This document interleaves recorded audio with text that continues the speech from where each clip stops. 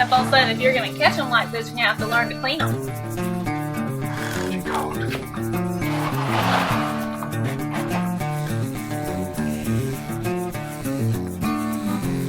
Gives you just a nice pretty fillet. Vintage Black & Decker. Welcome back to Red River Living. We are back out here on the back side of the shop this afternoon and took the boys fishing the other day and put the fish on ice. So the fish are really chilled, they're iced down really good. And this afternoon I'm out here where it's a little bit cooler and not as wore out from fishing with the boys. And we're cleaning crappie this afternoon. Got a few catfish they caught, and I really didn't want to keep their catfish, but when grandson catches a, quote, a big catfish in his mind, you own a minnow, you just about got to keep them. You can't hardly tell them no. So I ended up keeping about 2 or 3 catfish we'll be cleaning today also. But for the most part, we got crappie. And to be catching crappie in July is quite the treat for us. I normally catch them only in the springtime. I just don't fish for them. But so y'all just stay tuned. We're going to start cleaning some fish here and show y'all how we do it here and how I like to try to save as much meat as possible on them.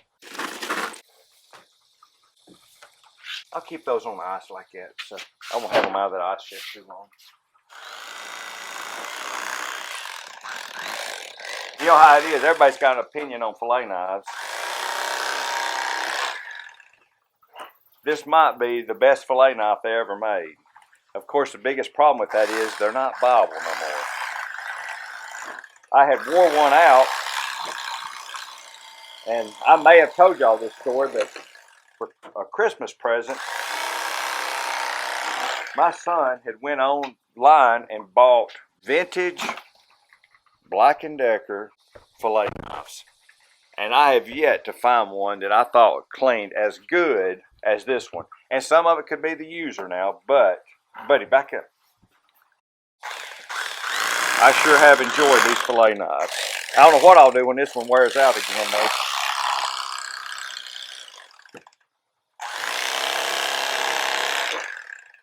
You see, we try to get them try to get as much meat off of them as possible there, as you can tell.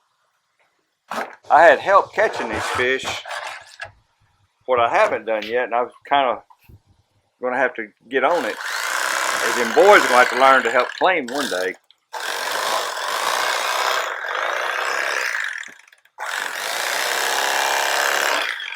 Hopefully when I get old, I can sit in the chair and watch them clean fish, and Papa won't have to help.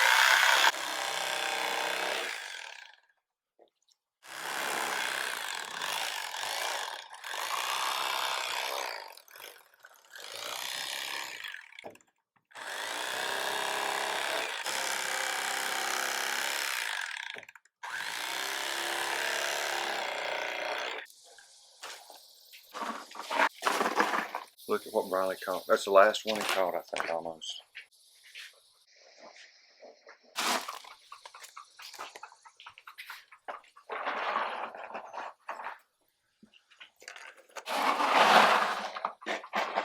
And then there's his 2 catfish he caught. So guys, we kind of been watching some crappie guys down there at Lake Bridgeport a little bit. They've been posting a lot of pictures of how good the crappie fishing's been. That's why we decided we bass fish down there a lot. We do a little bit of tournament fishing down there. And I just thought if we could get the boys down there and get them on some crappie, they could really have a good time. So we went down there and just started hopping from spot to spot down there on docks. And of course I got minnows for the boys to fish with. The lake has come up, it's plumb full right now. I say full, it filled completely up, and they have since had let some water out of the lake, but summertime is here and it's starting to fall just a little bit right now from probably evaporation and drinking water and stuff. It's almost like a new lake effect, I think, because I never knew the crappie fishing was this good down there.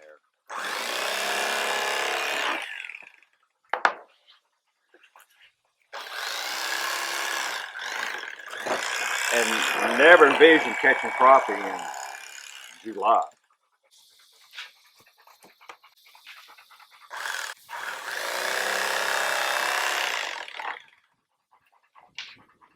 if you got ready to make a trip down there, there's a, I'm gonna call him a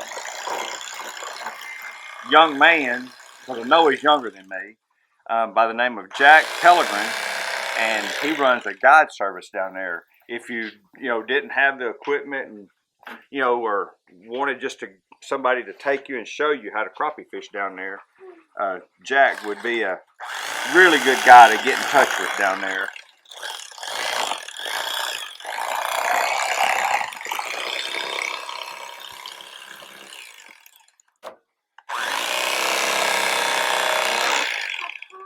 Yes, sir. Where is the heart? I'm not sure, buddy. I have to look. I don't want to get my hands too dirty.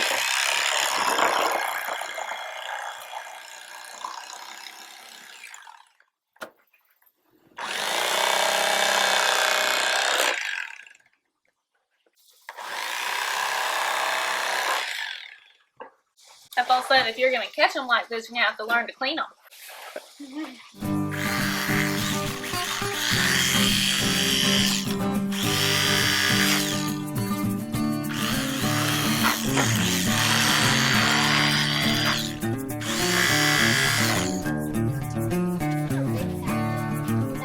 Are those your catfish?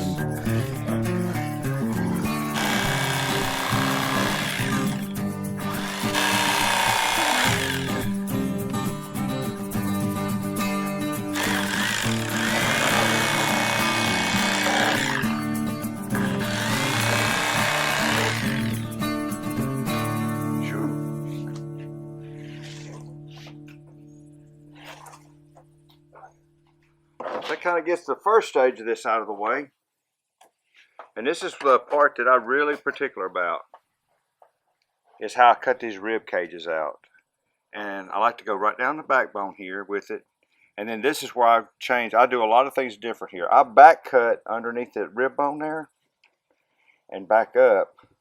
And what that saves is this bottom part of this fillet right here.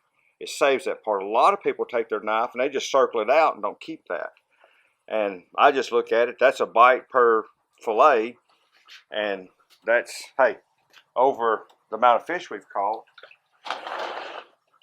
it starts adding up. So, and it also fries up pretty crisp when you fry it up. And that knife, you can feel if you run into any bones or whatever. You see, you almost see the blades, how I turn it back up underneath the rib bones right there. And then I come back up with it, and you save that bottom piece of that meat right there. It gives you just a nice pretty fillet.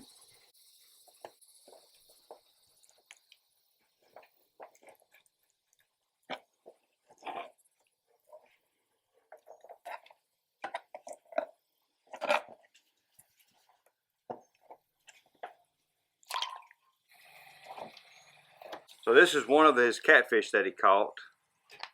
We were, hey, catching crappie, guys, and next thing you know, looking at that live scope screen, hey, you could literally see a bigger fish start swimming around.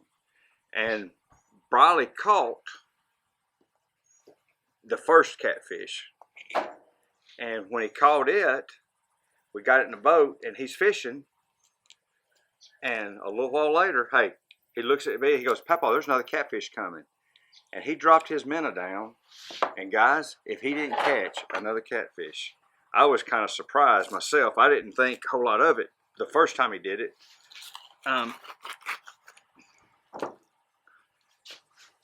But the second time that he did it, like I said, he basically says, Papa, there's another catfish swimming around. And he dropped that minnow down there on him, and he caught him. Good thing they ain't no bigger than they are.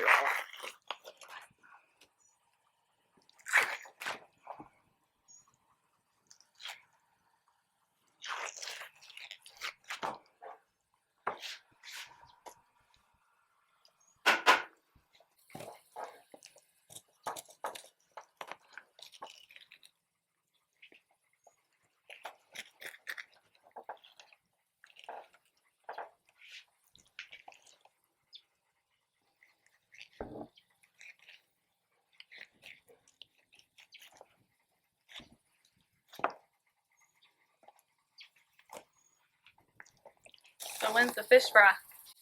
I don't know when it is, but our goal, hey, guys, our family we have always ate fish since the kids was little. And our biggest thing is we usually catch more than we can eat. We freeze it. But every opportunity we get to eat it fresh, we normally try to at least have one time fresh. So, I don't know if we got enough fish. We probably have some company over and let them enjoy it with us too. So, we'll see when that is. But we normally do eat fresh fish. So we caught these back to back, pretty much. Within just a few minutes of each other. It's like the catfish just moved in where we was crappie fishing at. And I mean, you could just look at that live scope. And guys, I'm not, hey, I don't know a whole lot about it yet. We're learning it right now. But I can tell you what I already as a novice, you can definitely tell when a fish swims in that's bigger than a crappie. I mean, it's obvious. A crappie didn't just swim through. It's something much bigger than that. It fascinated me the first time when I saw it, and I was like, I can actually see the fish swimming on live scope.